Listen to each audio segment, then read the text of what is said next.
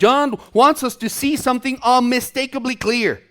This is not a man being haunted. This is a king stepping into his coronation. Jesus knows everything that is about to happen. Every betrayal, every blow, every insult, every lash, every nail, he already knows about it. And knowing all of it, he goes out to meet them. He does not wait to be found. He does not wait to be seized. He goes out asking, "Who do you seek?" Not because he doesn't know, but because he is commanding the moment. The answer for them is Jesus of Nazareth. And Jesus simply says, "I am." Now, those two words are not just any words. From the Greek, and we have done this on our previous sermons, he is actually citing ego eimi. That is the Greek word that is used as a covenant name in the Old Testament from the Septuagint. The great I am declaration used to reveal his divine glory so many times before.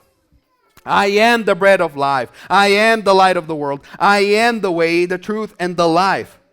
I am the true vine. And we see that all throughout John.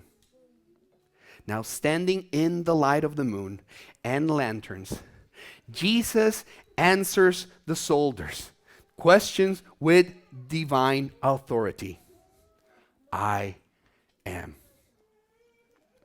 And at that name, the entire arresting force stumbles backward and collapses to the ground, helpless even to stand before Jesus, much less to be able to seize him. This is no accident. They didn't trip over. Human strength is dissolving in this moment. Weapons they fall useless.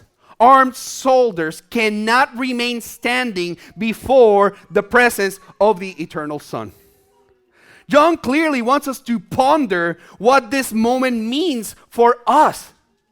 He is saying if Jesus, hear this out, if Jesus, by the quiet yet commanding utterance of his divine I am he, could strike fear and reverence, even unintended worship, into a cohort of soldiers, Romans and Jews, sending them backward to the ground, what could possibly have stopped them from walking away from the cross?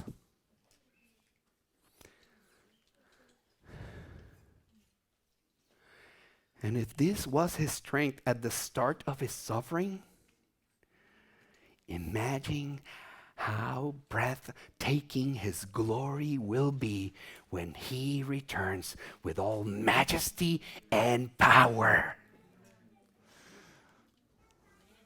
Nothing except love is pushing Jesus forward.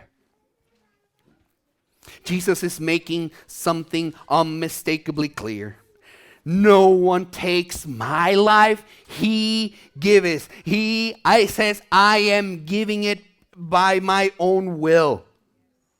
He could walk away, he could scatter them, he could summon legions of angels. We've seen this in the Old Testament. God has gathered legions of angels behind prophets. But he does none of it. Instead, he asked again, who do you seek? Giving them another chance to recover, another moment to proceed. Not because they are in control, but because Jesus is in control. When they repeat their answer, Jesus responds for the third time, I am. And adds, if you are seeking me, let this man go. So before Jesus allows himself to be bound, he first frees his disciples. Before he steps into judgment, before he steps to be sacrificed, he steps between danger and his disciples. and his people. Before he surrenders, he is protecting them.